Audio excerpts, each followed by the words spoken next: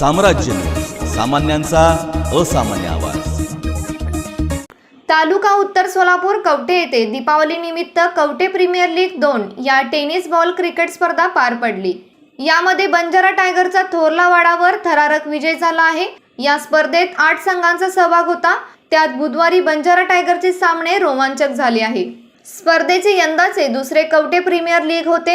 एकूण 8 संघांनी सहभाग नोंदवला होता। अंतिम सामना बंजारा टायगर विरुद्ध थोरला वाडा यांच्यात झाला। प्रथम फलंदाजी करताना बंजारा टायगर संघाने निर्धारित 7 षटकात 4 बाद 88 धावा केल्या। प्रत्युत्तरात मैदानात उतरलेला थोरला वाडा संघ 7 षटकात 2 बाद आणि 63 धावांवर आटोपला।